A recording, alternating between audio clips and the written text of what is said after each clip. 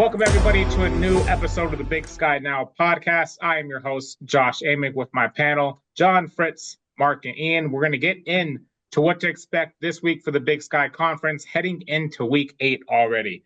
So, one of the games I had circled to start was Idaho State and Northern Arizona face off against each other, looking for a rebound after last week's performances. They go in to this week both kind of looking to break even, go 2-2 in conference play and 4-4 overall. Mark, what team do you think is more poised to do that? I would say Northern Arizona. I think they have a better defense. They're playing at home, 7,000 feet. We'll see what they can do against Idaho State's passing game. Idaho State doesn't play very good defense. It doesn't look like. Not that Northern Arizona is an explosive offense, but I think Northern Arizona is more poised to get to 2-2, especially playing at home. I'm also on Northern Arizona in this game. We've seen them be competitive against some of those other teams in the Big Sky, like Montana, and then obviously beating Sac State a couple weeks ago. I think just for Idaho State, they're coming off of back-to-back really high-scoring games. To not just high scoring, but close games at that. I think maybe they could be due for a bit of a letdown this week. Yeah, I think that the health for Northern Arizona is going to come into question. But, I think with how Idaho State's defensively been playing these past couple weeks, that it should kind of open things up for if London has to start again. It's, they didn't look great offensively against Montana. They had 131 yards through the air, and 88 of those came on one pass play. So that's not entirely inspiring. But even if they're hurt, even if they do have the injuries kind of wearing on them again, I still think that they're going to be in with a chance against Idaho State. Yeah, this is a tough call for me. John, that 88-yarder was a fly sweep, so it's only because it's a forward lateral from a quarterback to basically a guy flying in front of him that it's a pass play. The Daffy Duck play, as Bobby Howe called it. I think I mentioned a couple of weeks ago that NEU is starting to build a culture where they're tough to beat at home. They should be tough to beat in Flagstaff, and it seems like they are, except they're down to the third string quarterback and coming off a loss. I could change my mind 5 minutes from now, but I'll stick with NEU. All right. Coming off an impressive win over Sac State last week, Eastern Washington now welcomes the 6-1 UC Davis Aggies to Cheney. What are the keys for the Eagles to hand the Aggies their first conference play loss, Ian? Yeah, I think obviously both of these teams are coming into this game riding pretty high. UC Davis had that big, impressive win, or I guess big blowout win over Cal Poly. And then Eastern had the impressive win going down to Sac State and getting that upset. I guess it just kind of depends on how each team handles that. I guess more leaning towards Eastern, whether they kind of pat themselves on the back a little bit or kind of lock in after that win. What I'd like to see them do is Fritz mentioned this in our last episode, is ride that ground game a little more. Not just against Sac State where they had 286 yards, but the week before or 2 weeks before against Montana, they had 263 yards on the ground. I'd like to see them kind of tap a little more into that running game and see if they can, kind of control the game a little bit more through that way. Yeah, I think offensive efficiency is definitely going to be a big thing, like Ian saying, ride the running game, but also Vesperis going 15-17 last week is also a very impressive stat line for a quarterback. So if they can ride that offensive efficiency and play defensively like they did against the run, especially like how they played against Sac State, especially with the Aggies having Lan Larison, who's leading the team in rushing and in passing. So they use him out of the backfield a lot. It's going to be an important thing for Eastern this weekend. I'd say watch out, Aggies, because of the way Jared Taylor ran last week. If I was the Aggies coach, I'd probably find all the single wing offense film I could watch, because that's what Eastern looks like when Taylor's out there. They get a fullback a lot of times in motion, and he lead blocks for him, and man, he just every time they needed a good run, good first down run, he was there for him. A true two quarterback system, as I think I mentioned on Tuesday. I think this is my upset special. I think Eastern really has a chance. Yeah, I think they're playing at home, and offense isn't the problem for Eastern. So just keep Right. however they move the ball, pass it or run it or whatever. I mean, UC Davis has a nice offense too. So I think Eastern just keep scoring and maybe beat them in a shootout, 35-28 like last week. That might be a bit conservative. It could be more like the Montana game. So, but I think Eastern's got the offense and to outscore UC Davis's offense. Yeah, we'll see. That would be awesome if it was like the Montana game. Was it 101 total points scored? So we'll see. It might be a shootout out there in Cheney. Two teams in search of a bounce back week this weekend are Weber State and Sacramento State. What does Sacramento State need to do to pick up their first Big Sky Conference play win and end that 2-game skid that they're currently on? Well, I think that the Hornets need to shore themselves up defensively again, like they were playing early on in the non-conference schedule. I mentioned this in the last podcast that they went through their last 2 non-conference games, allowing a total of 7 points, and they've given up 69 in the last 2 conference games now. So they've got a team that has offensively shot themselves in the foot a lot this season. So it could be the week to get that defense back on track against Weber. But Weber's also had games where the offenses come out and put up points like they did against Montana. So it's all going to come down to which Weber State shows up, I think. But the Hornets definitely defensively need to shore themselves up.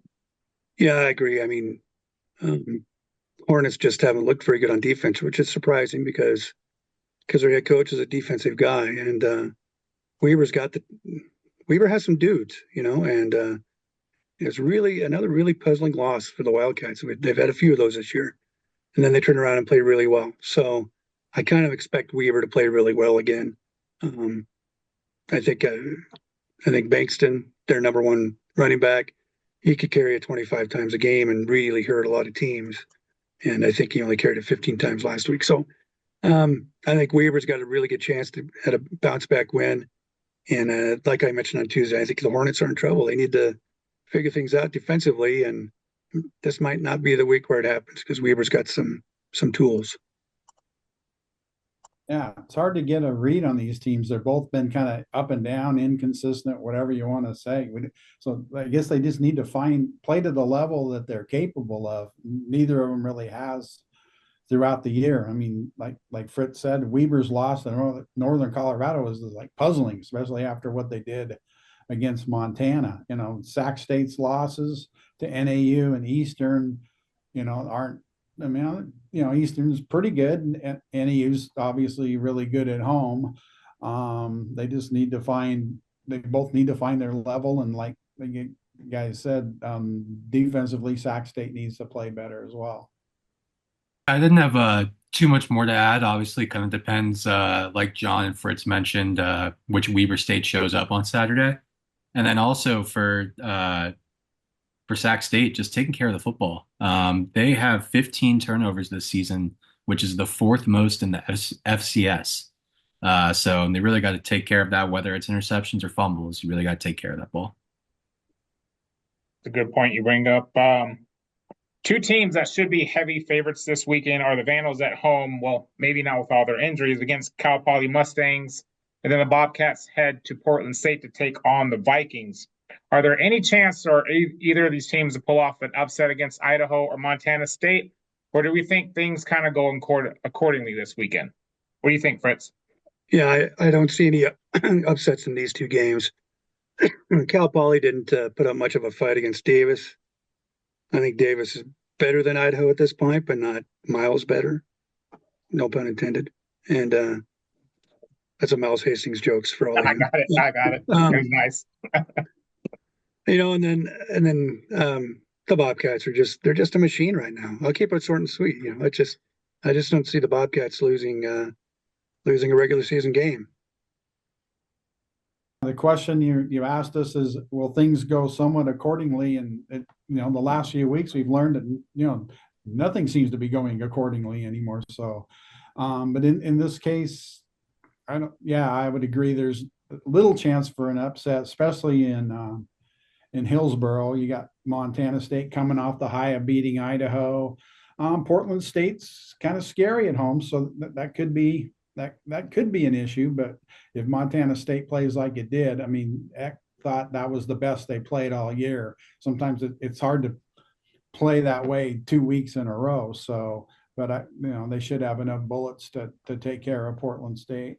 Idaho's just beat up. I mean, the Cal Poly game comes at a good time, but they still kind of need to take care of business. It might be an ugly win on Saturday, but they need a win. They can't lose a third time in conference. Yeah, I think Cal Poly has the better chance just with how injured Idaho's been. But that being said, I'm not picking Cal Poly. I think both of these games are going to go kind of how we're expecting them. I don't think that either of them are going to be very close games. I think Idaho, they're unless the injury bug hits them once again, they should handle business at home as long as they can, erase the memories of last week against Montana State. Montana State, I think the only way that they have trouble is if the bus gets lost on the way to Hillsborough. But we'll jump on what Fritz said with Montana State. He doesn't think they're going to lose in the regular season. I don't think they're going to lose until Frisco.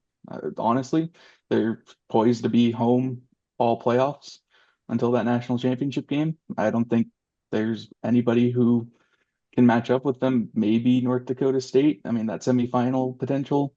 But, I guess the Dakota marker games this weekend, so we can see South Dakota State, North Dakota State, who's better in that regard. But yeah, Montana State looks to be one of the top two teams in the nation right now. We're going to now finish off this episode with my favorite talking point of the week, and that is our picks. On top of the leaderboard, same old story. It's still Fritz. He's 52-12 on the season. We got Ian behind him with 50-14. Mark made up some ground last week because he was the only person who picked Eastern Washington. So good on you, Mark. You're 49-15. Then we got me and John towards the bottom. John at 48-16, and I'm at 47-17. So we'll see if we can make up some ground this week. With all that being said, Fritz, kick us off like you always do. Okay, well, I'm going to give you guys a chance to reel me in because even though I'll pick Idaho over Cal Poly, at the risk of jinxing it, I think next time I'm going to buy having Cal Poly in Moscow is the best thing that could happen for the Vandals right now. So I'll take the Vandals. I'll take the Bobcats on the road over the Vikings. I'll stick with NEU over Idaho State, and then I'm going to pick the upset Eastern over Davis, and then I'll take Weber over Sac State on the road. So a couple road wins and an upset of a home win for Eastern. All right, Ian, are you going to make your move this week, or what are you doing? I actually also picked Eastern, but since I'm going to try and catch up some ground, I'm going to stick with Davis. Yeah, the rest goes Idaho over Cal Poly, MSU over Portland State, NAU over Idaho State, and UC Davis over Eastern, and Sac State over Weber State. All right, Mark, you got another hidden gem for us this week?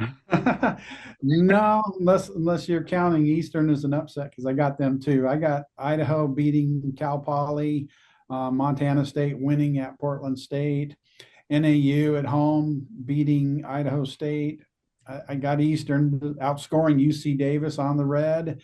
And in the battle of inconsistent teams, I got Sac State beating Weber State, mostly because they're at home at Sac State. All right, John, you're up. All righty. Well, I got Idaho rebounding, getting a win this weekend. Montana State won't get lost, and they will go into Hillsborough and get a win. NAU will get it done at home.